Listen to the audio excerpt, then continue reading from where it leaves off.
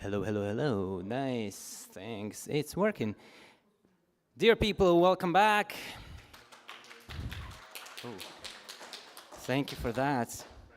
It's good to see everyone, and hope you enjoyed the lunch. Yeah. Good, so let's talk a bit about human rights. This is a bit of a fact-finding mission, a bit of a presentation, hopefully a lot of conversation. So let's get into it. My name is Maciej Grochał. I'm also going to be joined by Fiona Romeo, who will do a little bit of the presentation. I'll do a little bit of the presentation, and then we'll do a bit of question, talk, conversation. Maybe we'll have some more feedback. Yes, yes. Maybe we'll have some more feedback. Yes, cool, all right. So, human rights in the CEE region. What do we learn and where to go next? Let's talk a little bit about what this presentation is not about, right? So the presentation is not exactly about human rights as such.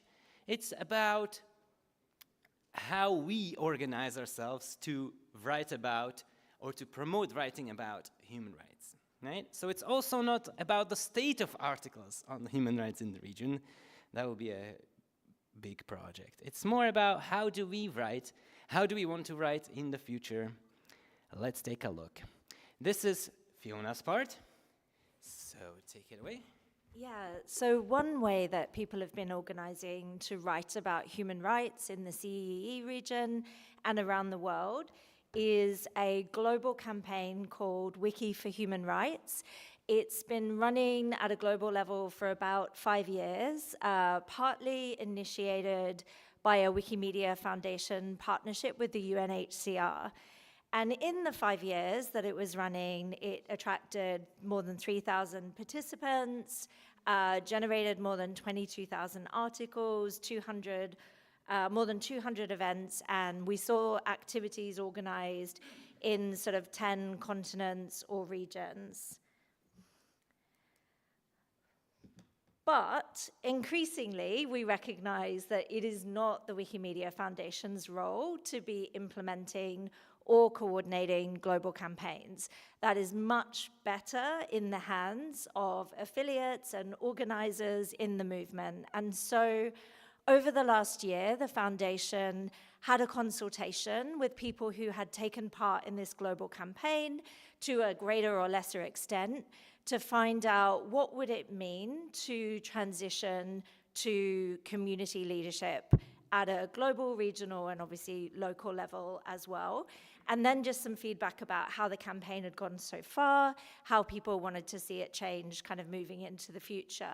And so one of the biggest findings of this consultation was that communities didn't think it made sense to have climate and sustainability, which was a major strand of this campaign, sort of under the umbrella of human rights.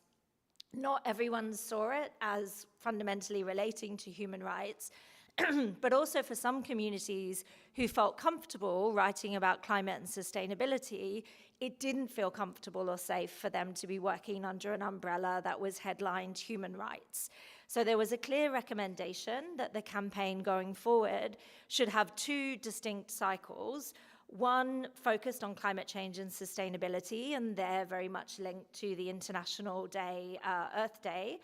And then later in the year, August, December, a more explicit focus on human rights. But within that overall structure, participating communities and regions can obviously choose what cycle they want to participate in, but also what timing makes sense for them, how to adapt that theme locally in their context, what is the aspect of human rights or climate and sustainability that their communities and editors were actually interested in working on.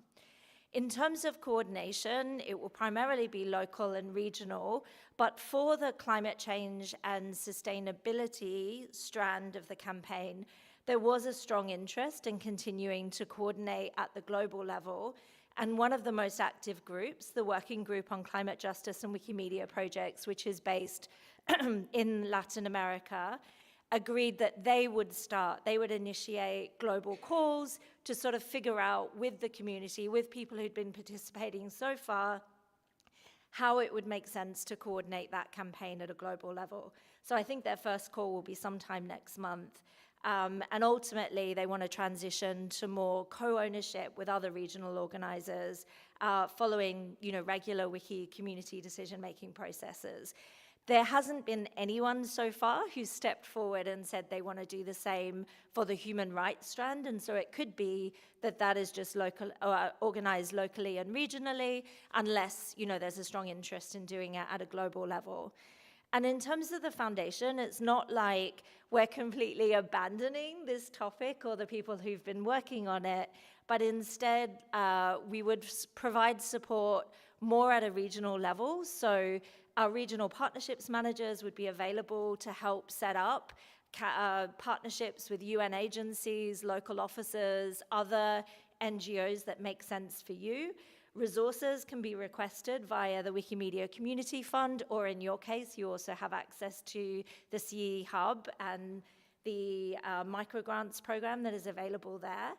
And ultimately, we would like to see sort of more decision-making where there's global organization of this campaign, more decision-making by organizers. The UNHCR partnership is now held by the human rights team at the foundation, and they will be really interested in hearing from the regional partnership managers about what activities are being organized, what the impact is. The UN has really appreciated having those reports from us about all of the activity and progress that communities are making on this topic. So that's kind of the broad context for what the campaign has been and how it's moving forward.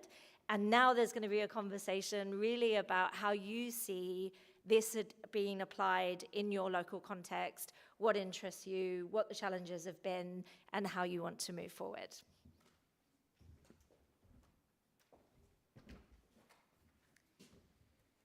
Yeah.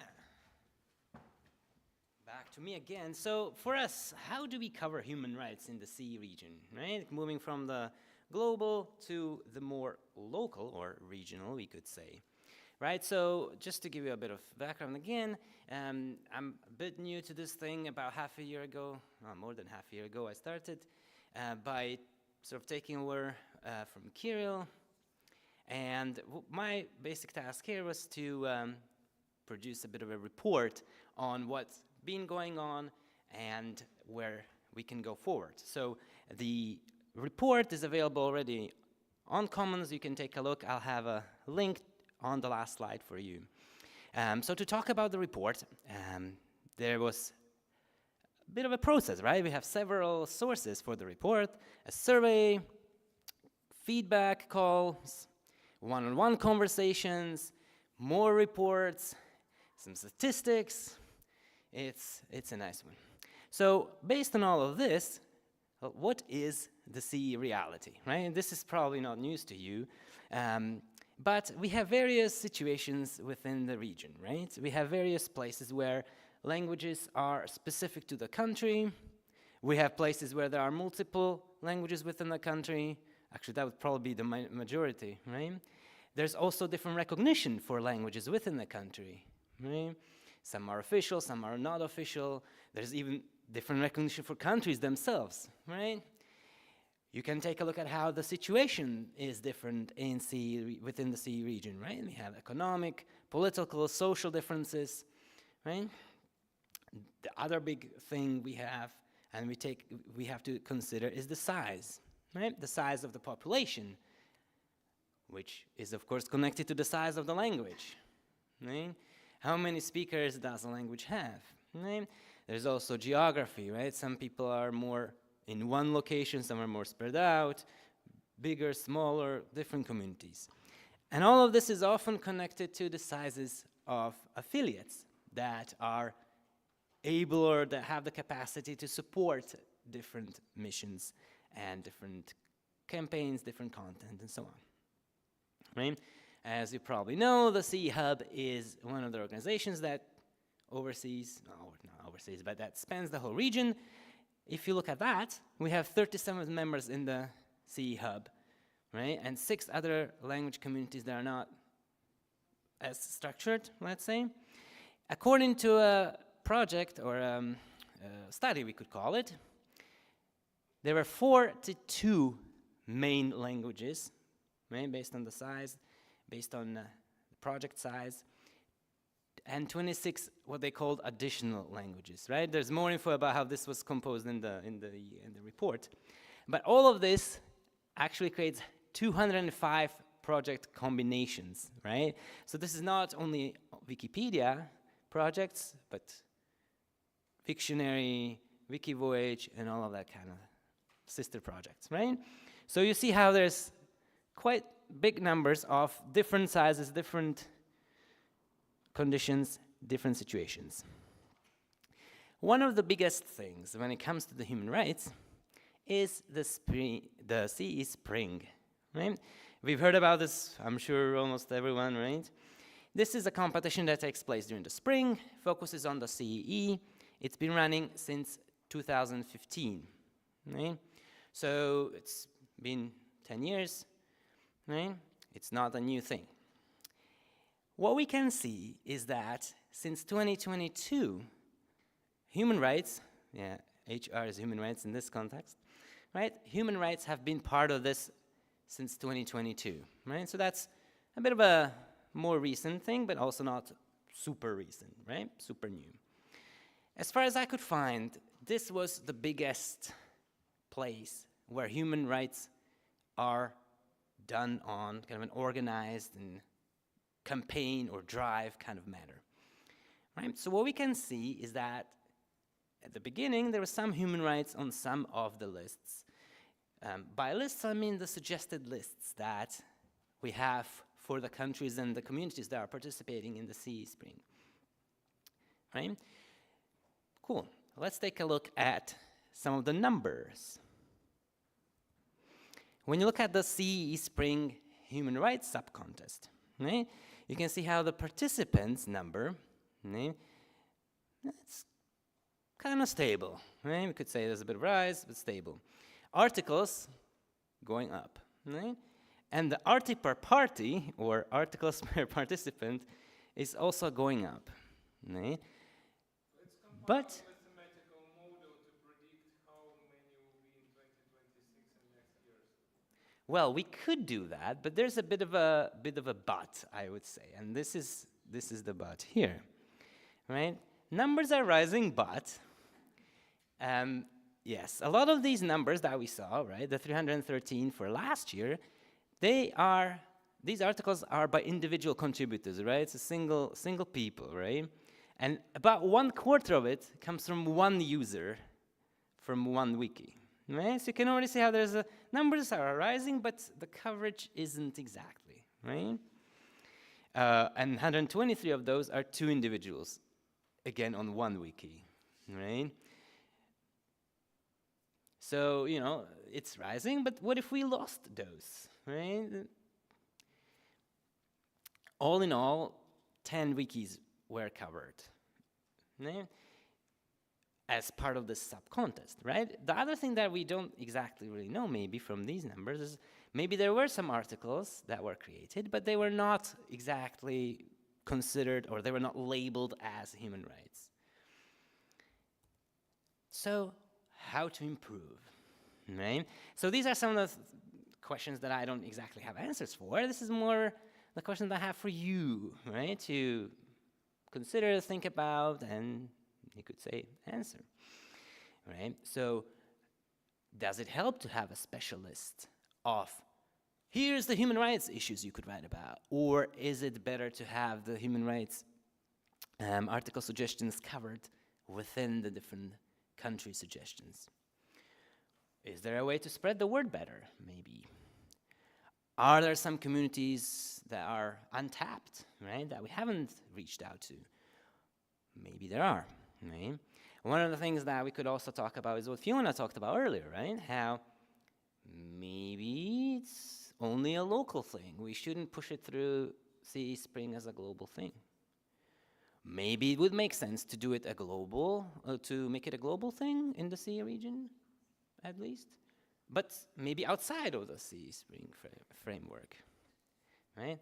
But maybe there is an even bigger question, and this is the big question. What does human rights even mean, right? And Fiona already started talking about that, right? But is knowledge for a sustainable future part of human rights? What do you think? Yes? There's like 4, 5, 6, 7. Yeah. No? 1, 2, 3, 4, 5, maybe? That's pretty much what the survey says, right? Just looking at the CEE survey, right? Not global, but the CEE, it was exactly 50% said yes, this is a part of it, and 50% said no, this is not part of it, right? So as you can see, there's definitely a bit of lack of consensus, we could say, right? There were some communities that said, no, this definitely doesn't make sense for us. There are some communities that say, no, this definitely makes sense for us, and we want to keep it that way. Right? Does anybody have a comment on this that they want to share? We could do it question by question. Yeah. Anybody to share anything here? Does it make sense to connect these two, or does it make sense to keep those separate? Go for it. Yeah, Strain, you're the only one? Yes, waiting for Mike, great. As a Wikipedian, I think the question I would ask was, are there sources that can be used in both sections? Are there the same sources that cover knowledge for a sustainable future and classic human rights? Sources you mean as in sources that can be used to write articles on Wikipedia. If they are maybe not the exact same documents, but at least the same organizations that would provide those sources, you know? Because at some point Wikipedians get specialized is a strong word, but I don't know. I think I'm gonna use specialized. So they get specialized into certain kind of sources. And you can see that, maybe not subjects, but sources. Like some use books from libraries, others use encyclopedias, written encyclopedias to write small articles about various subjects that I'm not covered. So if you have the same target for the contest, yes, put them together. If you don't, then keep them separate. And I think in this case, it's mostly separate, but I might be wrong. Okay, any other thoughts about that? Clara, sure.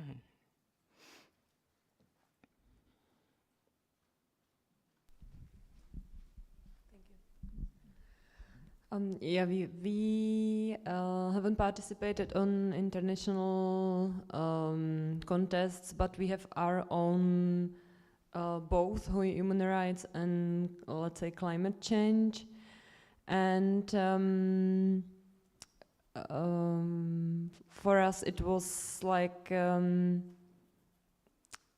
too diverse, because it's if you look at the climate change as a human right, it's slightly different than you want to cover just the climate change itself. And as we wanted be more broad and cover the climate change itself, it made sense to us to advertise it separately and as well to look at it as two different parts, because we were mostly looking at it as a fact, as a global fact, climate change itself.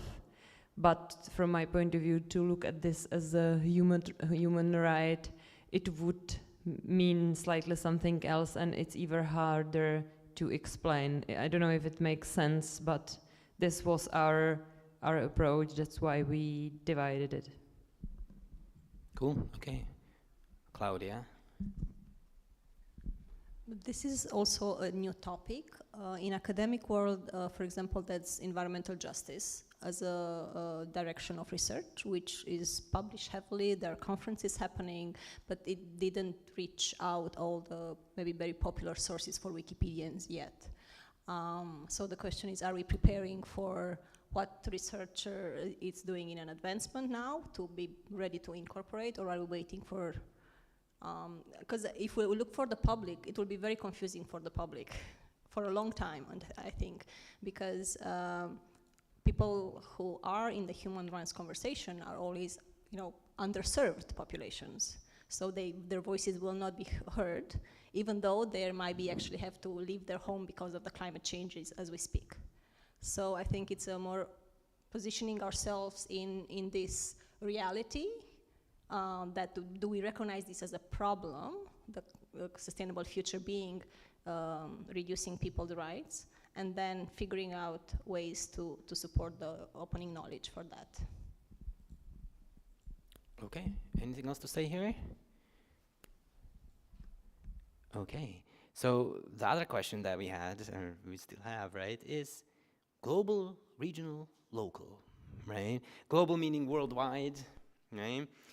Regional, CE, Middle East, Latin America, this kind of thing. And local, more like your own community, your own Wikipedia, your own country. Any comments about which way to go in this? Claudia has a comment, cool. Yes, because it's also a new topic. It's migration because of climate change, which is a reality around the world. The number of refugees because of climate change is increasing. So then if we're just choosing to look locally, and also migrants in many East European countries are invisible yet, even though they're part of communities. So their part of access to knowledge is not covered by what we're doing in our own language. So I feel it's a big gap that we can leave it like that, but it will just increase in time. Go for it, Christelle. Eh? Thank you for handling the mics. And just a quick comment that there is an international global contest, Wiki for Human Rights, that is happening year after year. So I think the question, what you want to do with CEE Spring is the one thing, but there is something where human rights are covered in a contest on the global level already. Yes. Yeah. So do we keep it local? Do we join that campaign, or do we have our own? That was the question, right? Okay, and the last one, last big question here is, does it make sense to go for something that is more general, right? Just human rights, and write anything that falls under this somewhat vague but very general umbrella? Or should there be a focus, probably yearly focus, on a more specific topic, one of which could actually be the topic of sustainability, right, or climate change rights, and those kind of connections? But it doesn't have to be, right? It could be something completely different, right? Any thoughts about this?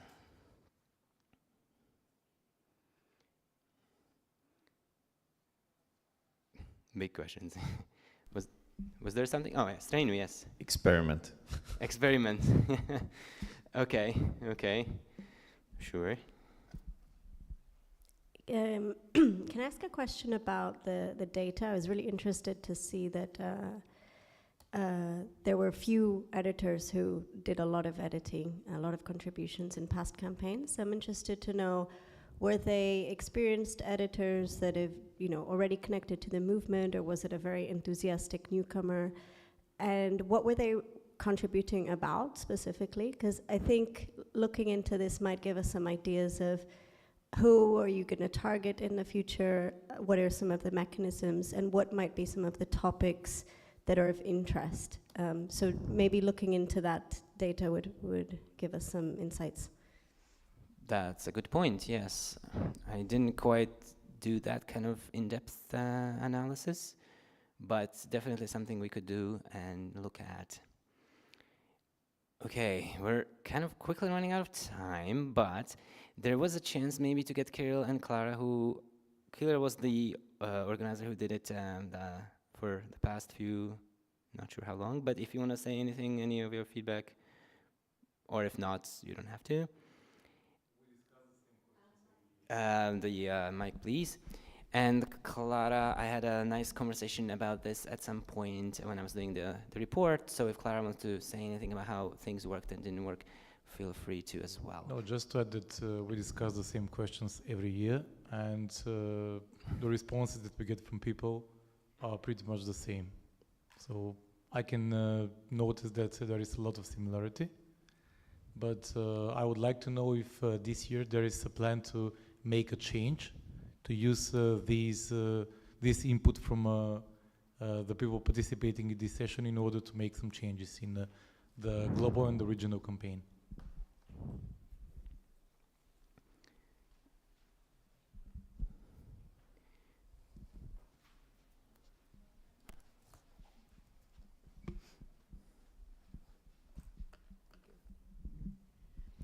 Yeah, so just briefly, our experience from Wikimedia Czech Republic was that we started the campaign on our own, and our idea was as well. I think it was supported by U.S. grants back then, because it was one of the topics that they supported too. And our idea was to like get engaged or like get on board like all the Czech NGOs, mostly experts, like to give them the chance to contribute, and that this would be the great way how to. And as well, we are quite like having lots of contacts within the Czech NGO sector. We somehow thought it will be easier, but I think I personally talk with everyone, and their hands are so full that we were able sometimes to get them into the editathon in person. They somehow supported our like PR wise, let's say, spread the word. But to actually get the people on board and to get them to write their own articles, they are probably as busy as librarians. And so it was really like a lot of efforts into very small results, tangible results. And even though one of our board member is like ecologist and like doing like climate change, even he wasn't able to like get people on board. We got few. So what we started to measure was not the number of articles at the end, but the readiness, because these articles, from my point of view, are like high level, very like demanding articles. So their readiness was quite high, because these are the topic that are like on the top of like a lot of people, especially like 3-4 years back. So this is what we did, but we as well don't continue with the topic. We changed for another one, which is much more like accessible to the community, because it was just too much work put into that, and on our local level was like too hard even for us. And I realized just like maybe talk with like 40-50 organizations every year in person. So I don't know what we could do more, but like pay the people to actually write it. So that was our experience and our approach. Yeah. Okay, yeah, sorry, I don't think we actually have time for more, so just to kind of wrap things up, it's an ongoing conversation, so please do reach out to me, or Fiona if you'd like, any one of us, and we'll try to make things happen. And if you are interested, that QR code and that link goes to the report, so you can read more about things, get in touch, and of course, if you're interested in actually co-organizing, working on the organization, that would be even better. Thank you. Enjoy the next presentation.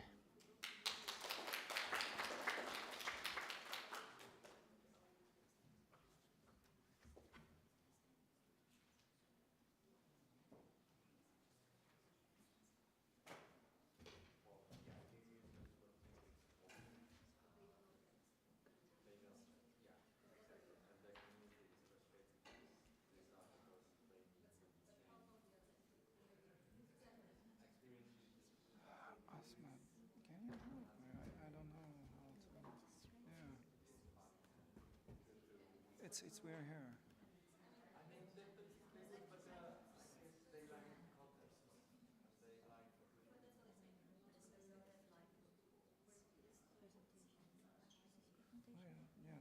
Yeah, that's it right here. No?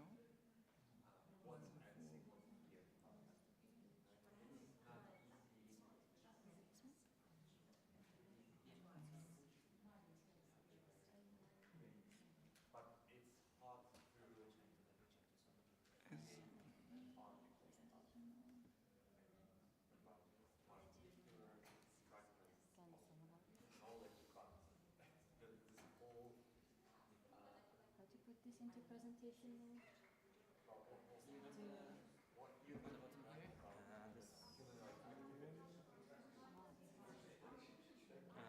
You mean full screen is this one? The one above. The one above? That one. And here, that one.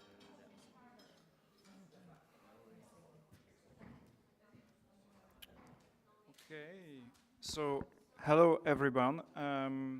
My name is Daniel Antal. I'm supposed to be the first person speaking, but unfortunately one of our co-presenters was not allowed to join in because she didn't register for the event, so we changed a little bit.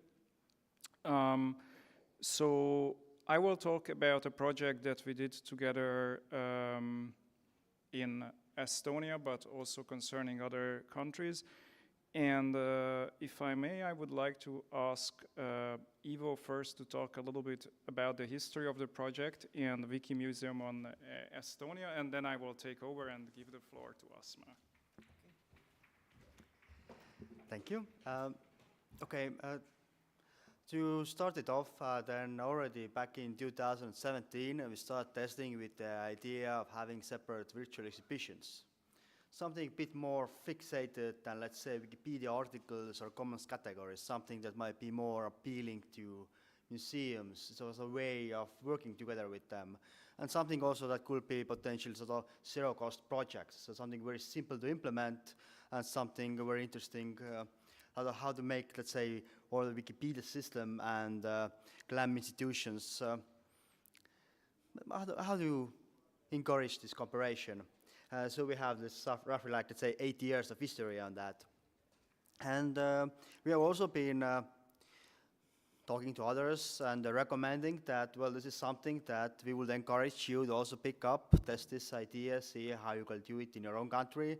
And last year, we were also approached by Replex, talking about what we do in Finno-Greek cooperation ways, and so it ended up by creating some virtual exhibitions as part of one of those activities in this sphere. Now, if you want to actually look more about this, then you can always go to Estonian Wikipedia. There is this Wikipedia GLAM site that also lists some virtual exhibitions we have done. And in there, the idea is not to have something really permanently in Wikipedia. It's more about having those test cases to see what it's needed for that, how it should work, how it could work, how it looks like, so that we can at some point generate a separate web page for all of that, migrate everything there.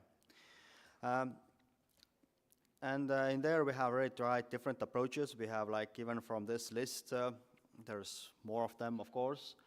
But there are some, let's say, the müstiline ürgmeri, for instance, would be with the Estonian Museum of Natural History. In there, it's one-to-one for what museum itself assembles the text, and we just provide a sort of platform for publishing it after the exhibition no longer is there in the museum, because now they have new exhibitions.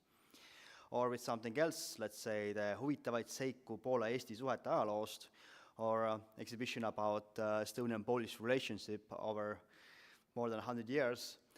In there, it's 100% made by Wikipedians, or in this specific case, more about university students who were wanting to work with Wikipedia, and so that they get some student credits by their work in there. So we have tried different things, more text-heavy, more image-heavy ways, and this here is just one of these attempts to see, like, where can it go, and in this case, it's not even the sense that something that's done in Estonia, but it's done by something totally from elsewhere. And this is a way to really expand that, and so that it will reach to more countries.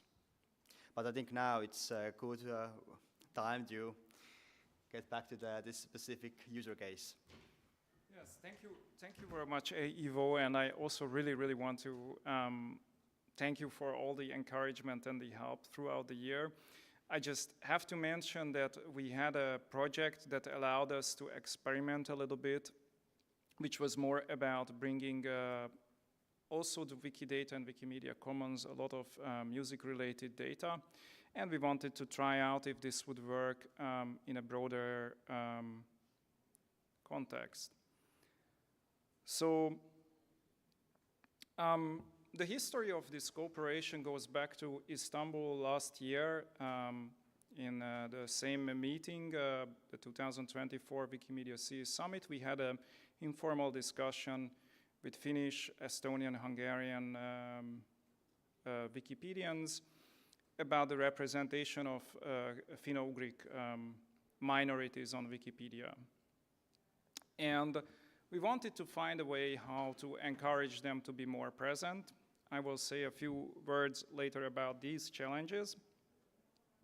But also to put this into a broader context of generally how you are encouraging either private collectors or small museums to be sharing more things with us. A very important aspect of what we were doing and what I really liked about Wikimedia Estonia's approach is that it allows the use of the English language. Now, the English language Wikipedia has very high notability criteria, which is often very difficult to pass if you are from a minority group. It might not be considered as interesting enough for a general encyclopedia that has a global reach.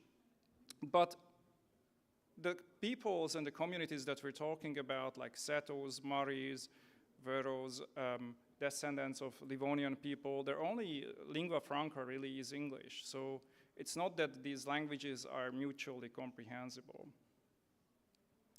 So I will speak like a few minutes in general what I think this problem is, and then we will get down to very specific use cases of bringing together museum material from 3 countries about a small community, the Livonians in Latvia.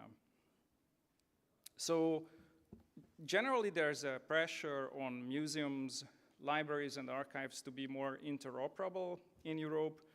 On interoperability, we usually think that the data should flow without barriers, but in reality, the real idea is not to make data flow, but to services be interoperable. So you would be able, for example, to look in the Estonian Museum's website, a part of a collection, say traditional garments collected in Livonia, and you would like to somehow assess if similar items or the similar expedition has something in the Finnish museums or the Hungarian museums. Wikidata and Wikibase is a low barrier tool to facilitate such kind of interoperability, and it's used by more and more museums and libraries. And from a technological point of view, I think it's a very good solution where these kind of interoperability fails is that there are also a lot of legal and organizational barriers that we want to talk about. There is a regulation and a concept in Europe called the European Interoperability Framework. I promise that this theoretical part will be very short. And you know, Wikibase and Wikidata already covers the technical and so-called semantic interoperability. On semantic interoperability, I mean things like there is a property on Wikidata for the length of a traditional costume, or the date when it was added to a collection or when it was created. So that allows us that this property can be matched with something in a Finnish museum API or an Estonian API. But there are 2 further steps to make it happen that on Wikimedia Estonia's exhibitions, all these pictures come together. They need to have a similar license, for example. We have to make sure that they have the same Creative Commons licenses or something equivalent. And we have to organize the approvals and a lot of other things so that materials are coming together from different museums on one page. And this is the challenge that we try to solve in practice and in theory. For those, if you are interested, we have a peer-reviewed article in the Journal of Nordic and Baltic Digital Humanities about this. We presented in the Estonian National Museum on the annual conference how to do this conceptually. I will not talk about these academic details now, but anybody please hit me up and I will send you the preprint. The imprint, it will appear in a few weeks. And now going a little bit to the practicalities. So when we were talking a year ago, we were talking about the Wikipedia incubator, which has some small language Wikipedia still in the incubator phase for almost 20 years. We checked out the Meadow Mari or Mari language and the Leaf language one. They stuck at a few hundred articles.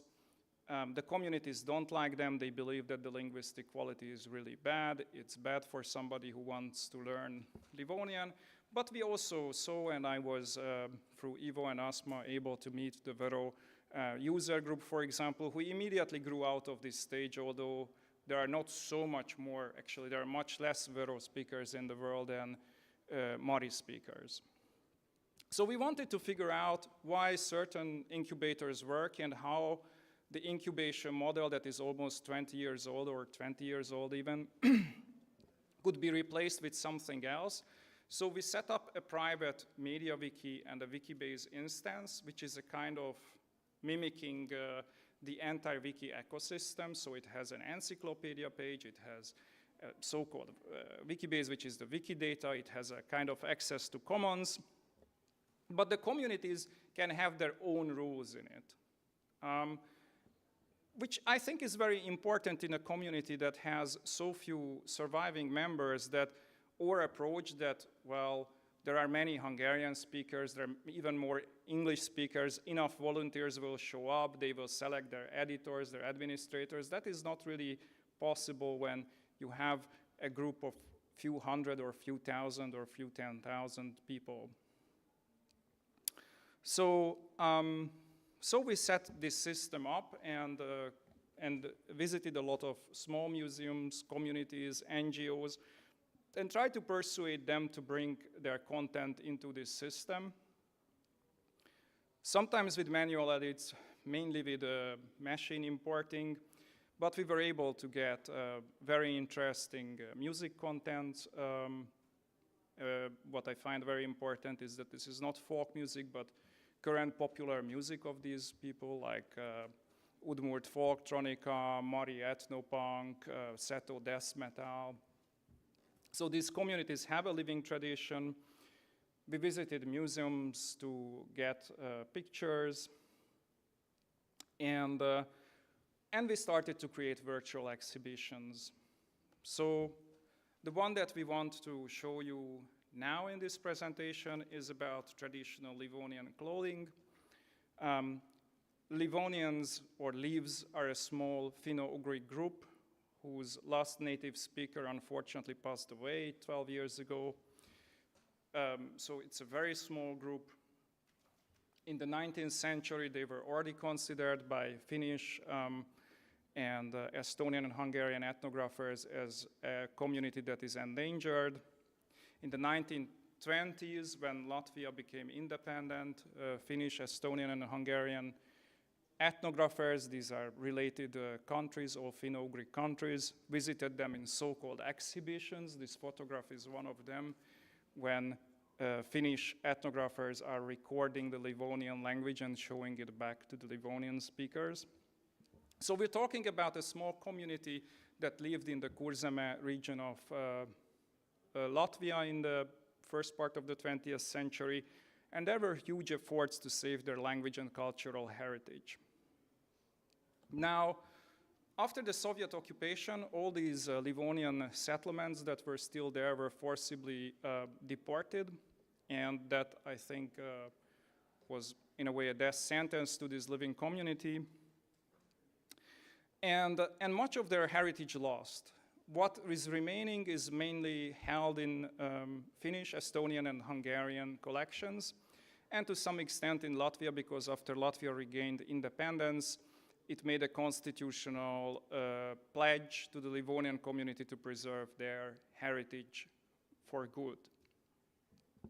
So if we want to create a Livonian Wikibase, a Livonian Wikidata to collect high quality images, we have to search in several countries. And the problem is that these countries don't even share a language.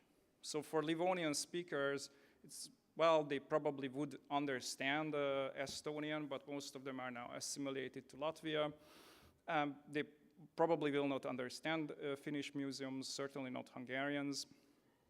So we try to bring together materials from these museum systems systematically, and first to translate it to English and Latvian, and hopefully with the help of the Livonian Institute, we will be able to translate it back to Livonian in the next months. This is actually very difficult because there are so few Livonian speakers that their time is very precious. The exhibition that we brought together contains pictures of traditional clothing. These were selected by Eva Pigozna, who's a dress historian from Latvia. And you will be able to see, if you click through the QR code that was in the beginning of the presentation, will be in the end. We try to create like a museum-like experience with exhibition rooms that are putting together, for example, socks, mittens, explaining their role in the culture, and showing them together from different countries. In Estonia, it was quite easy because Estonia has a well API-supported museum system and a very permissive policy to reuse photos. In Finland, the API is not so good, but it's permissive, and we will soon add Hungarians, where we had very good quality material, but there's no API support, and also the permissions have to be gotten case by case. So it's a difficult process that already shows that when you try to work with different countries, you have to respect different procedures.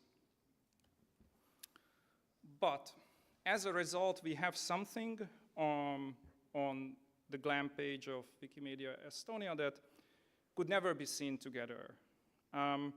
So museums often curate together exhibitions, but for a Livonian community or a Mari community or a Seto community that is quite marginal, usually there is no money to organize a several country physical exhibition, to transfer objects from Latvia, Finland, Estonia together.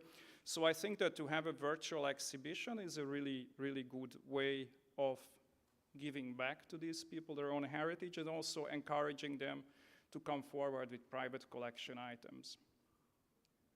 So I think that these virtual exhibitions that we're building help researchers because they can see material together that would not be possible to see together. I think it can help Wikipedians, well, first of all, to find beautiful images that are well documented, but also to encourage these communities to be active and feel welcome in an environment where there's not much content yet in their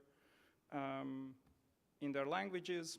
The communities certainly, because for Livonians, this material was never seen together.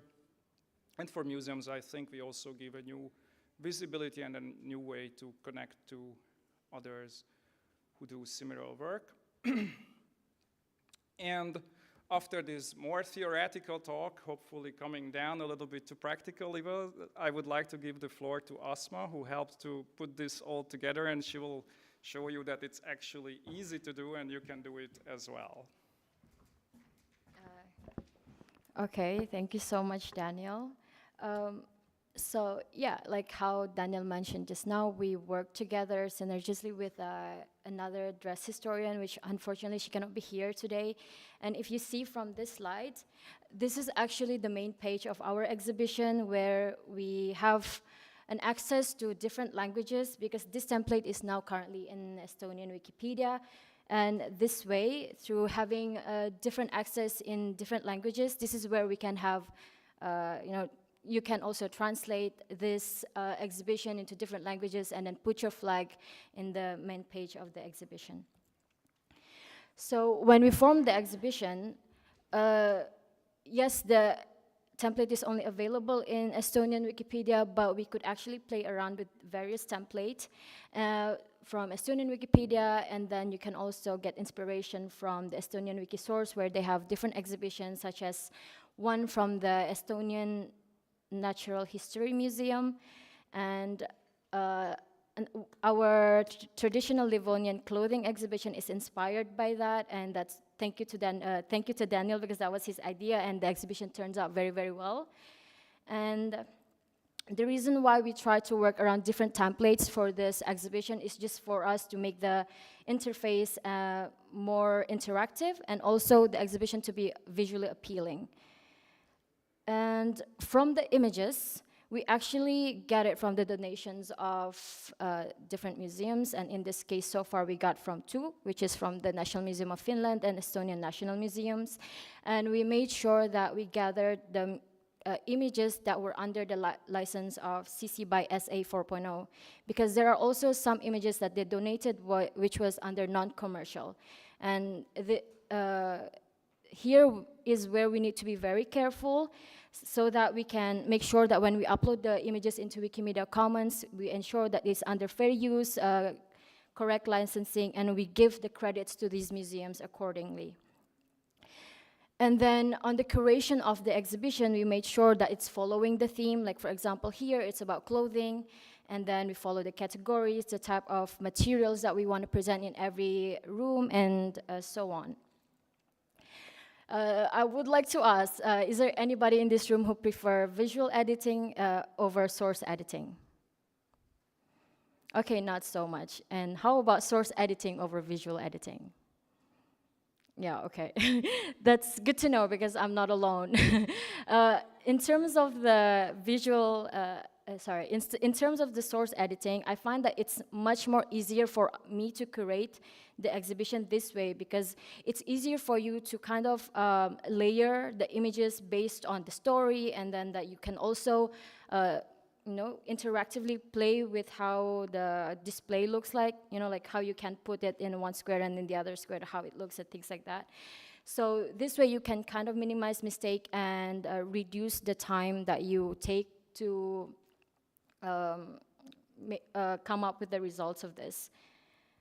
And this is the result of our exhibition. Like I mentioned, we played with different templates. So for traditional Livonian clothing, and I put a traditional set of clothing here just for an example.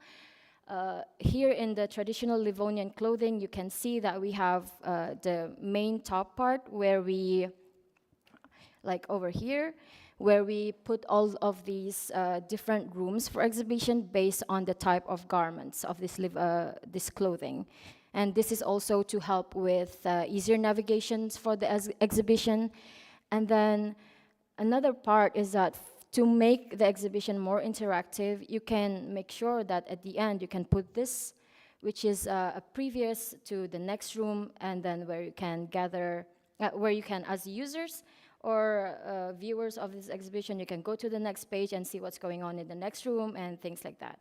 And we actually started with the traditional set of clothing where we played around more, and in this exhibition it's just like we played like with room 1, room 2 and things like that. But traditional Livonian clothing is more complete, and we have more content in that, and their stories, the storytelling behind this exhibition is much more concise. And it also really depends on you. For example, here it's about the Hasirin footwear.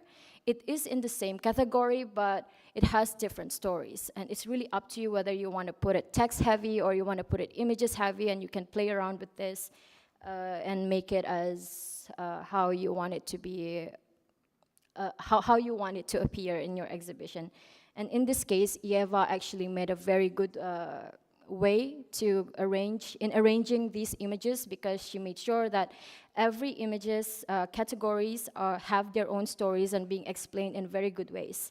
Like how when we work with museums, we know that they like stabilities. They want to see our tangible result, like it's stable. And we know that when we are putting something in Wikimedia Commons, it has a category. Over time, the category is going to change.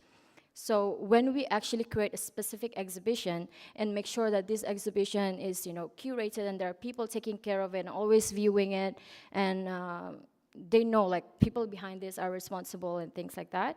They know that, okay, we are using their resources responsibly, and then we are not misusing their items, things like that.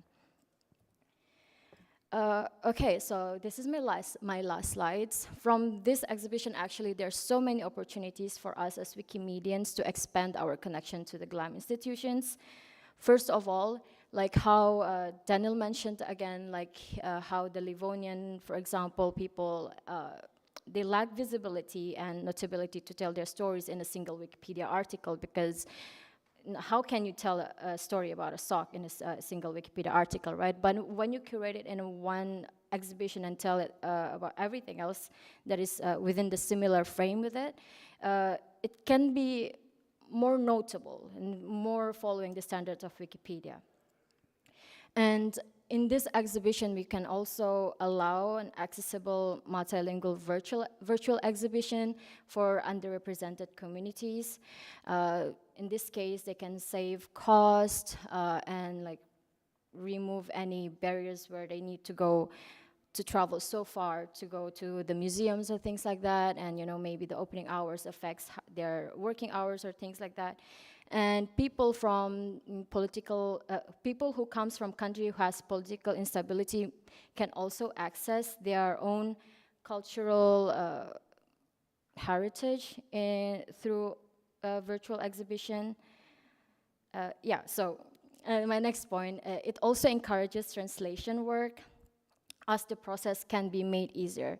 If you see here, I don't say that it is made easier, because somehow if you're not familiar with technical stuffs, source editing can be something a little bit, I won't say hard, but like can be challenging. So it's not for everyone. But us as Wikipedian, we can take this advantage to tell GLAM institutions that we can work with it because we are familiar with this kind of work. So in this case, it will also build trust between GLAM institutions and Wikimedia volunteers with our project and etc., because they know that we are using their resources responsibly, and then we made sure that we are curating their exhibition with good stability, I might say. And lastly, museums can also experiment with collaborative digital curation without moving a single artifact. What I mean by this is that when museums want to exhibit their artifacts, for example, in a certain museum in a different place, they have to think about traveling, preserving their artifacts. But when they're doing such virtual exhibition, it can make it easier for them to just like take pictures, and they don't have to transport these artifacts anywhere. So it is inexpensive and very convenient with them. So it is a very cost-efficient way for museums to showcase what they have in their institutions without thinking about too much things, and then they can also reach such widespread of new audience in this case. And then we also have interlinks in this virtual exhibition, and these interlinks actually can lead from one thing to another. For example, if we have a word that maybe the viewer doesn't know what it is about, we can put the interlinks into Wikipedia, for example, so we can drive more traffic into different projects, and this after that it will like make viewers understand more about what the exhibition is about, or what the word they don't understand is about, and things like that. So that is all from me. Thank you so much for your attention. And if you have any question, feel free to ask. Daniel, me, and Ivo are here to answer any question. Thank you. So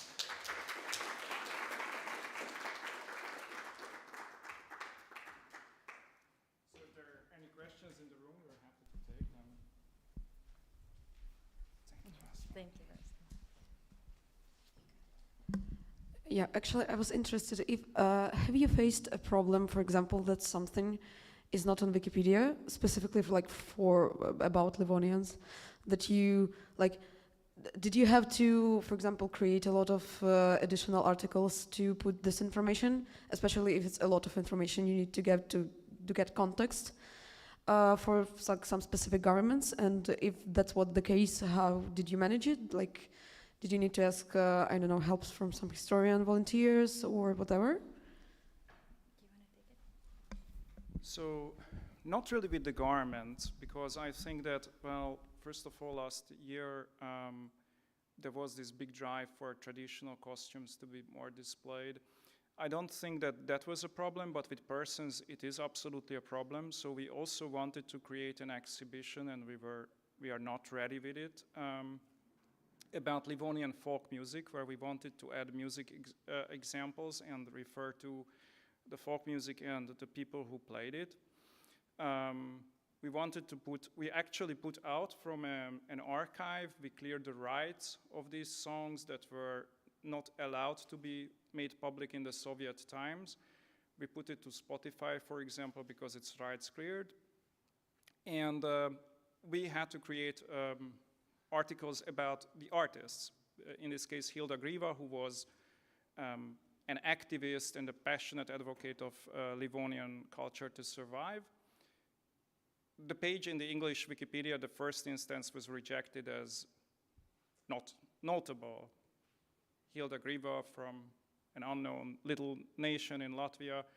But we wanted to make it notable because the only language that connects these 13 Finno-Ugric languages is either Russian or English, but mainly English. Some of them refuse to use Russian. So we had with the people. So if you want to add back, for example, such histories as this fantastic woman who all her life was a Finno-Ugrist and an advocate of her nation, then I think you face these problems. Well, I think that traditional garments, the language to describe like festive dresses and all, that's already in Wikipedia in English at least. Do you have more questions? In traditional costuming, there is this expectation that you can never do 100% historical accurate due to practical details. Now, what is, do you think, the largest percentage of historical accuracy that one can, say, a historical reenactor can achieve through your resources?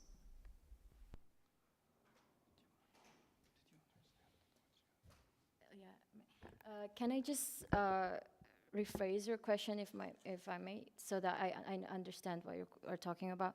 Are you asking how do we, as like, because we are not sure that the clothing are 100% accurate in its description, and how do we work around it? Is that what you're asking? When recreating an older piece of clothing, there are techniques and materials and knowledge that we can never regain due to time. So what do you think is this loss alongside? I use clothing because it's more tangible to me, but what do you think is that percentage of knowledge lost that can never be regained? Oh, percentage knowledge lost that can never be regained. So let me explain this.